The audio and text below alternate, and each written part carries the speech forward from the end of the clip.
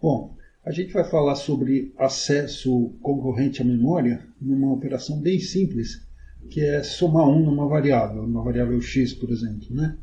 E, bom, para entender essa problemática, a gente precisa ver como isso é feito. Bom, a gente tende a pensar que somar um na memória é muito rápido, etc., mas do ponto de vista do computador, nem tanto. Bom, em primeiro lugar, a memória é muito mais lenta do que o processador. Então, bom, esse processo é feito em três partes. Em primeiro lugar, é feita a leitura de uma posição da memória. Então está lá, digamos, 0. Essa variável, essa posição na memória é transferida para o processador, né? É feita a soma lá nos variáveis internas a ele, chamadas registradores, e aí depois é escrito. Nenhum desses tempos, aqui esse tempo é realmente pequeno, está fora de escala, mas os outros dois tempos, quer dizer, tanto a leitura quanto a escrita, são tempos grandes em relação ao poder de processamento, de rapidez do processador. Bom, então saiu da memória, né, foi lido e foi escrito. Agora, imagina que eu tenho vários threads. O que são threads? Assim, uma explicação bem simples, mesmo para quem está começando nessa história de computação. Uma ideia de thread bem intuitiva é, por exemplo, usar um processador de texto. Então, num processador de texto tem várias atividades ao mesmo tempo. Por exemplo, é feita a leitura do teclado, do mouse, é feita a formatação do texto que você está escrevendo lá na tela, é feito ainda um salvamento aí de tempos em tempos, tal, né, que é o tal do autosave no disco. E se você ainda, por exemplo, estiver imprimindo, enquanto isso, tem uma quarta frente, né? Cada uma dessas frentes são diferentes linhas de atividade, né? Linhas de execução. Em inglês, execution thread, ou em português, linha de execução, tá? Mas pouca gente, pelo menos nas indústrias, fala linha, né? Até no Twitter está tendo esse costume de chamar a thread de linha, mas em computação até que não, nem tanto. Mas enfim, então imagina que eu tenho uma linha de execução que começou a ler uma variável de memória, naquele esquema que a gente falou, certo? E aí, uma outra variável, um outro thread, né, uma outra linha de execução, começou a ler a mesma variável. Como isso é um processo lento em relação à rapidez do processador, digamos que é possível que as duas leituras estejam sendo feitas em paralelo, ou pelo menos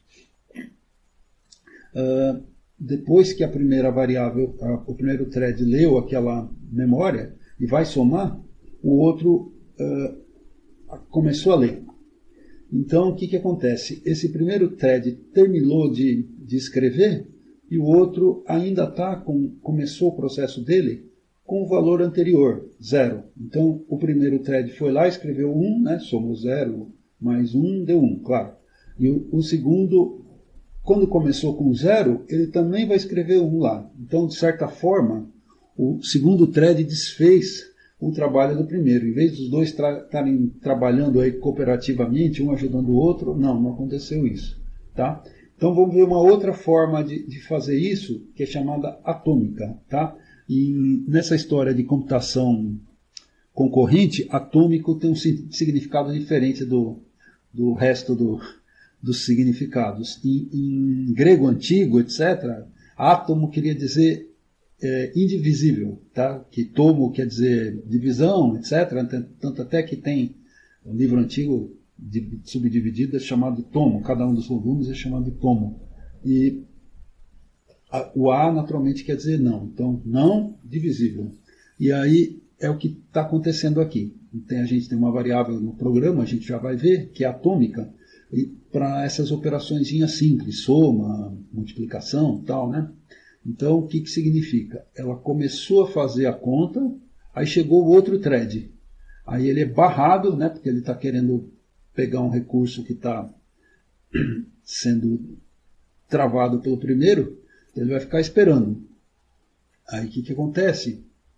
Ele o primeiro thread fez tudo, na hora que ele terminou de escrever, ele libera essa posição de memória. Aí o segundo vem, e em vez de ele pegar 0 como no começo, ele vai pegar o valor já 1.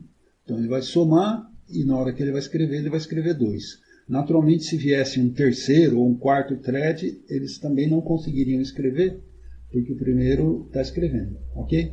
Então é isso que é atômico. Então agora vamos para o código, né? Que a gente está aqui para falar de código. Bom, esse código aqui já foi comentado antes no vídeo anterior, que está até na descrição deste vídeo. E aí a ideia dele, principal dele, saiu desse tweet aqui que está nessa URL. Bom, então, o que tem aqui? Bom, em primeiro lugar tem o include file iostream, tá? Que naturalmente eu estou usando para escrever na tela e ler do teclado, tá? Entrada, ler na tela não, né? Ler do teclado e escrever na tela. Entrada padrão e saída padrão, tá? Aí tem um outro que é o atomic, que tem esse tipo de variável, né? Permite criar esse tipo de variável atômicas. Tem um outro include que é thread, que é justamente para criar threads. E tem ainda um outro para vetores, né? Para criar posições de memória contíguas. Bom, aqui está uma variável do tipo inteiro, mas que também é atômica. Ou seja, quando for fazer uma operaçãozinha simples nela, daquela tipo soma de 1, etc., ela bloqueia, não deixa outros escreverem, tá? Isso aqui é uma implementação muito baixo nível, né? E muito rápida. Muito baixo nível, eu estou dizendo a nível lá dos caches, coisas assim, tá? E aqui é uma variável normal. Bom, aqui está uma função somador, né? Header, que ela não faz nada assim de significativo. O que ela faz? Ela tem um loop que conta 1 milhão de vezes, que soma 1 na variável v e soma 1 na variável x. Tá? Bom, e aqui está o programa principal. O que ele faz?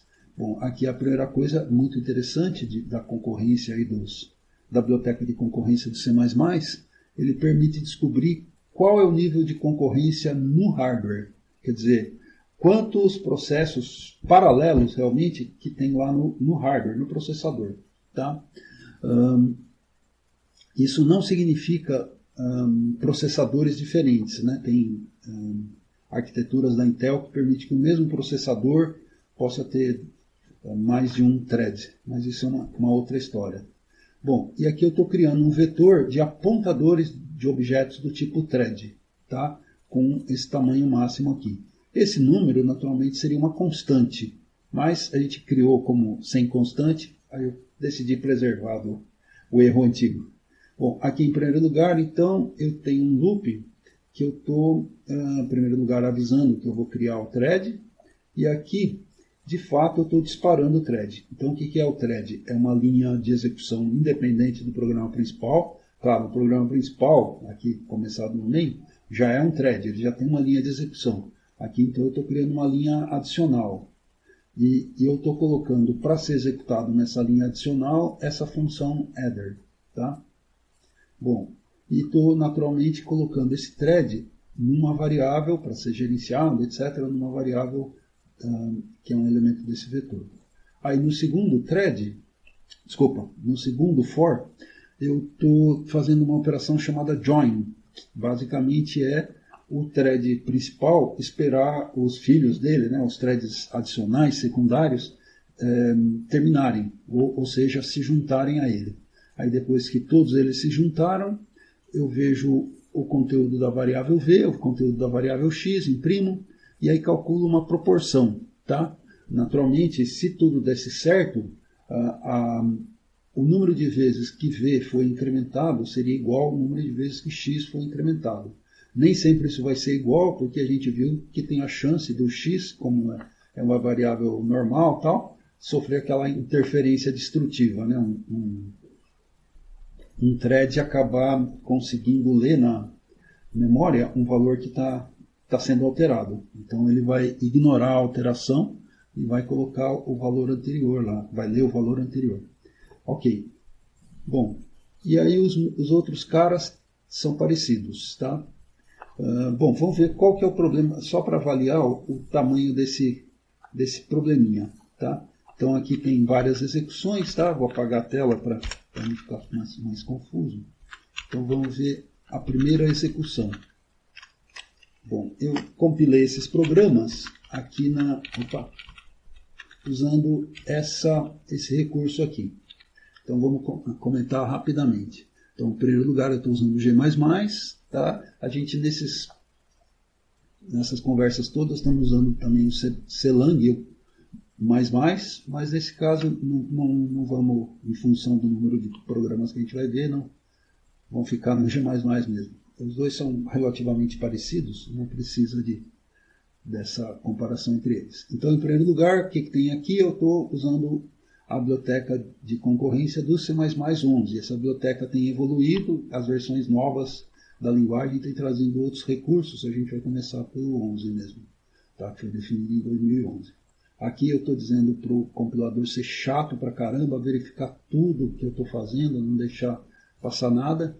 Aqui eu estou pedindo para ele me avisar de tudo que acontecer e aqui de tudo e mais alguma coisa, tá? Todos os tipos de warning que eu puder, para garantir que o meu código está redondão, não está fazendo nada menos cuidadoso, eu estou habilitando. Aqui é o diretório de saída, né, output, eu estou mandando para um diretório à parte, onde não tem controle de versão. E que não estou exportando os binários, porque o foco da gente não é no binário, é na linguagem, na compilação. Aqui está o programa fonte, e aqui está uma biblioteca adicional. No Linux, eu tenho concorrência de um certo jeito, mas o padrão é um padrão chamado POSIX. O padrão, então, a não ser que eu esteja escrevendo coisas do kernel, do sistema operacional, normalmente eu uso esse controle de threads, tal, disparo de threads, com essa biblioteca chamada pthread, que quer dizer POSIX threads. POSIX é um padrão de sistemas operacionais semelhantes ao Unix, que no caso aí modernos tem o Linux, tem o macOS e outros mais, tá? Bom, então é isso. Eu não vou compilar porque leva um tempinho, deixar quieto por enquanto. Bom, então vamos voltar para o outro cara agora, para o 2. Então, desculpa, melhor executar. Então vamos executar uma vez esse cara aí. Então tem o bin, né? Está no diretório bin. Para a gente lembrar do problema que teve lá, a diferença. Opa. 0,1. Bom, então ele rodou, ele disparou 4 threads, significa que nesse computador onde eu estou, tem a possibilidade de 4 threads em paralelo. Possivelmente são 4 processadores, ou tem um recurso chamado hyperthread, que permite que no mesmo processador eu tenha 2 threads concorrentes. Então aqui está. O processo atômico, né, o incremento atômico deu 4 milhões, 1 milhão para cada thread, né? E agora, por outro lado, aquela coisa ficou grave, a interferência destrutiva. Pensando aqui em porcentagem, 40% das vezes os dois, teve pelo menos um thread que teve o trabalho desfeito, tá? Então a eficiência aí ficou baixa, ficou 60% só de eficiência, né? Ok? Quer dizer que em 40% das vezes teve uma concorrência destrutiva entre os threads. Um fez uma coisa, o outro foi lá, fez a mesma coisa, acabou desfazendo o que o anterior tinha, tá? Então isso é um problema, então vamos ver soluções para isso, tá? Então a primeira solução está aqui, tá? Aqui, como eu falei, eu peguei do Twitter, mas acrescentei mais uma última coisa, que é essa história aqui na Wikipedia, de aquisição de recursos é inicialização. Resource acquisition is initialization. Esse é um dos lemas, um dos padrões de projetos mesmo da boa programação em C++, tá? Então, o programa principal ficou a mesma coisa. Aqui foi acrescentado um cabeçalho chamado mutex. O que tem nesse cabeçalho? Mutex é uma palavra é uma espécie de abreviação de acesso mútuo exclusivo. Quer dizer o seguinte, eu consigo, usando esse tal de mutex, eu consigo ter vários threads, por exemplo, nesse caso, acessando mutuamente o mesmo recurso. Todos podem acessar o mesmo recurso. Só que o primeiro que pegar o mutex, ele vai ter acesso exclusivo. Aí, naturalmente, depois que ele liberar, os outros podem pegar também. Tá? Aqui estão as mesmas duas variáveis. E agora aqui tem essa função header que foi alterada, a única alteração. O que está escrito aqui? Aqui está escrita essa variável mutex, que vai ser usada para garantir acesso exclusivo, né? Mútuo exclusivo. E ela é do tipo estático, significa que ela é criada uma vez só. Quando, pela primeira vez que a função é executada, ela é criada. Tá? Depois, o estado dela fica preservado entre chamadas. Normalmente, as variáveis de uma função, né, quando termina a função, são destruídas. Elas são alocadas na pilha. Aqui ela está numa área à parte, tá, de variáveis estáticas, que é preservada entre execuções. Bom, aqui tem um template, que é locked guard, que está permitindo justamente que eu trave o mutex. Ou seja, o primeiro thread que entrar aí vai travar a execução. Ok? Eu estou fazendo isso para poder travar o acesso ao X. Tá? O X vai ter aquele mesmo padrão do V, do atômico. Só que num nível mais alto. Aqui é nível de sistema operacional. Aqui, no caso do V, é um nível praticamente de hardware mesmo. Tá? Bom, o nível do V, de acesso do V, é mais rápido, mais tudo, mas é muito limitado. Esse aqui é capaz de travar um thread inteirinho, que é o que está acontecendo. Então ele vai entrar, vai criar esse objeto, o segundo thread que entrar, o terceiro, no caso até o quarto, vai tentar criar esse objeto, mas vai ser barrado, porque o primeiro thread já entrou e pá, travou. Aí todo mundo, os outros 3 vão ficar esperando aqui. Então aí o primeiro thread vem, executa, né, incrementa o X de boa, sem ninguém interferir no trabalho dele. Aí quando ele for embora, ele vai sair do escopo, esse objeto aqui, lock, vai sair do escopo. E aí então ele vai ser destruído. Quando ele for destruído, isso é um processo normal, né? O C++ aqui é a construção, na saída do escopo tem a destruição. Então quando esse objeto for destruído, vai liberar a trava. Aí um dos outros threads que estão esperando vai conseguir pegar a trava. E naturalmente os dois outros vão ficar esperando e assim vai indo até o final. Ok. Assim, é importante dizer que isso é tudo aleatório. Tá? Um dos sinônimos de programação concorrente é que é aleatório. A gente vai disparar threads 1, 2, 3, 4, mas possivelmente o primeiro que pegar não vai ser nenhum, vai ser qualquer um dos outros dois. E ainda depois do que o primeiro pegar esse mutex, nada garante que o próximo seja, dentro da fila normal, lá da ordem normal de entrada. É como se depois não tem fila de jeito nenhum, ninguém respeita a fila, vamos dizer assim, em programação concorrente. Ok? Bom, então é isso. Agora, aqui o que acontece? Imagina que eu tenho 3 threads esperando. E aí é ruim, né? Os caras não vão ficar fazendo nada, literalmente. Vão ficar bloqueados. Então, eu pensei numa outra forma, né? Que é, em vez de criar o objeto de trava do lado de fora do for, a cada iteração eu criar o objeto e depois que eu terminar a iteração eu liberar o objeto. É o que está acontecendo aqui. Tá? Então, na primeira iteração eu venho, aqui o i igual a 0. Eu venho, travo, qualquer forma de dizer, né? Qualquer thread que entrar aqui vai ser travado, vai ficar esperando.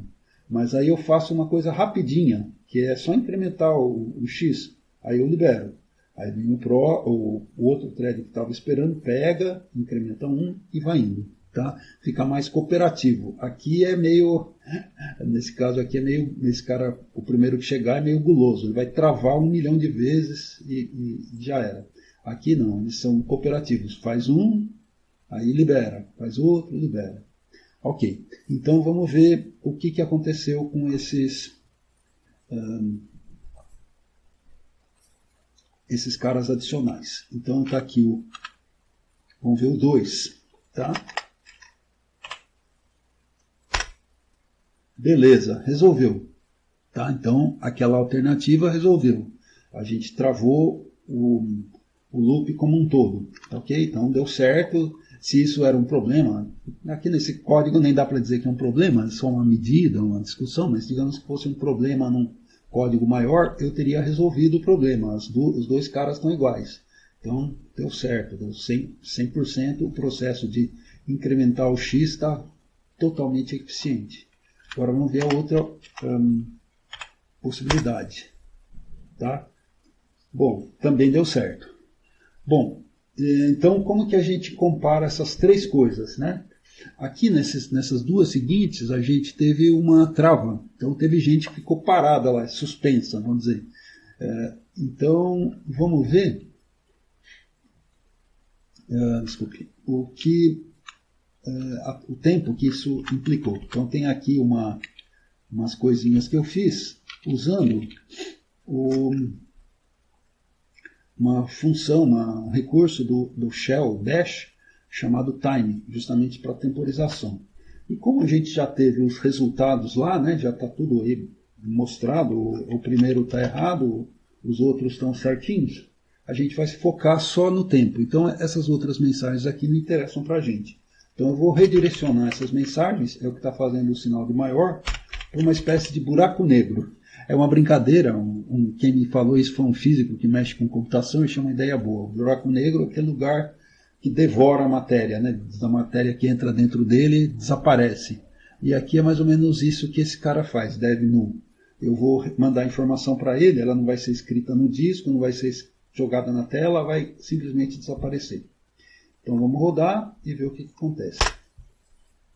Bom, então esse time gera três tempos. O primeiro tempo é o chamado tempo de relógio. Tá?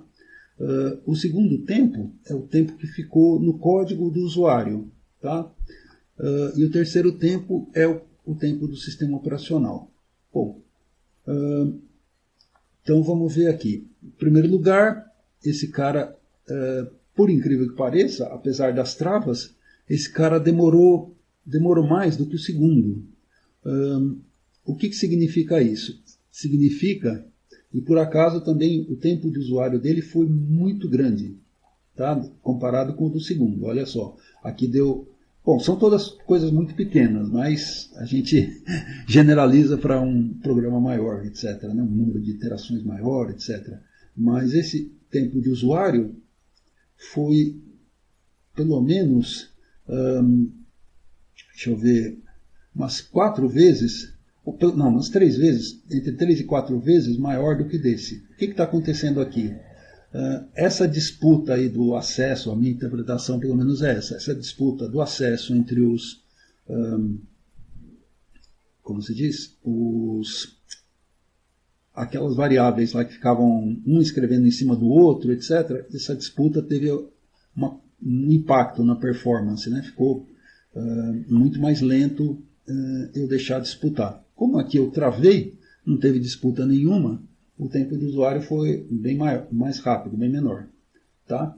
O tempo de sistema, apesar de estar igual, a gente não deve se iludir. Esses tempos, como eu falei, são tão pequenininhos que está na faixa de medida na precisão de medida do relógio do computador. Então, a princípio, esse aqui deve ter sido um pouquinho maior, porque eu estou usando aqueles threads, aqueles mutex, e aqui eu não estou, né? Mas, como eu falei, a diferença é tão pequena que os números são iguais. É como eu falo hoje em dia nas pesquisas eleitorais, né? A diferença está na margem de erro. Ok? Agora, o outro já é um negócio totalmente diferente. Aquele negócio de travar a cada iteração, é claro, né? Nesse exemplinho aí é óbvio, né? A gente está fazendo 1 milhão de travas, né? E destravas e não sei o quê. Então, de fato, levou mais tempo. Onde que está esse tempo? Bom, em primeiro lugar, naturalmente, está nesse processo de ficar criando objeto e deletando. Mas também está nesse outro processo aqui, que é ficar conversando com o sistema operacional. Eu começo o loop, eu falo para o sistema operacional, ou o sistema operacional trava esse mutex. Aí fala, beleza. Aí eu terminei a iteração daquele loop e falo, estou destravando. Ou seja, eu estou fazendo aqui, como tem 4 threads, 4 milhões de criação e destruição do objeto, e estou alocando, né, travando e destravando 4 milhões de vezes o acesso mútuo. Então isso tem um custo. Agora uma coisa interessante é o seguinte, quando a gente começa a mexer nessas CPUs modernas, a gente fala, mas o que está acontecendo? O tempo de relógio desse último cara aqui deu menos de 1 segundo. Já o tempo de sistema operacional e o tempo de usuário, somados os dois, deu quase 2 segundos. Então o que está acontecendo? Está maluco? Mas a ideia é mais ou menos o seguinte, né? Você entra numa empresa, digamos que tem 10 funcionários. Se você somar as horas deles todos trabalhando, vai dar 80 horas. Mas aí você olha no relógio, só deu, 8 horas de trabalho. Então, é isso. Esse tempo é o tempo de relógio, que é um tempo único, mas aqui está a soma dos tempos em paralelo dos outros caras. Por isso que é bacana se você consegue usar bem os recursos de paralelismo do computador, você consegue fazer as coisas, dividir as coisas em tempo. Eu levei aqui em 1 segundo, menos de 1 segundo que eu fiz, eu consegui fazer o trabalho de 2 segundos. Tá? Mas, de qualquer modo, resumindo toda a conversa, né, a gente já falou bastante, então tem 2 formas de trabalhar o travamento. Tem uma que é ótima, maravilhosa. O trabalho esse for aqui, no fundo, é leve, né? Então eu dei um travamento o suficiente para o negócio funcionar, né? Tudo funcionou, o X ficou igualzinho ao V, né? Então resolvi aquele problema da diferença entre os dois, e foi mínimo. Foi tão bem feito que o tempo desse cara aqui, com esse pequeno travamento, foi menor ainda do que o outro sem travamento. Agora, aqui é o caso ruim de travamento. Tem bastante gente que fala, não, travar é ruim para performance. Exatamente esse é o caso. Eu travei demais, né?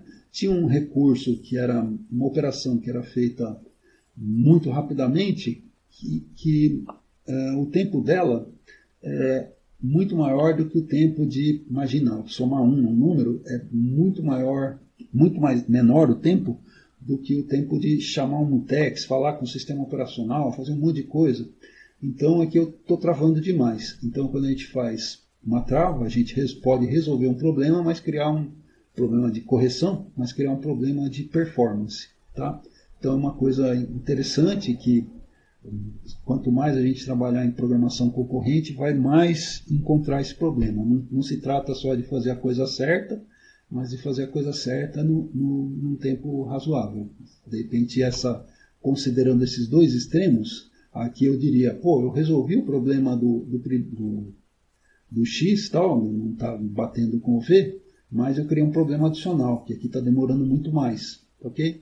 Bom, então é mais ou menos isso. Muito obrigado por enquanto. Se gostou do conteúdo, por favor, dá um like no vídeo, dá um joinha, curta o vídeo, assim o YouTube entende esse vídeo como relevante e pode levá-lo para outras pessoas interessadas em programação em C++ moderno. Muito obrigado e até breve.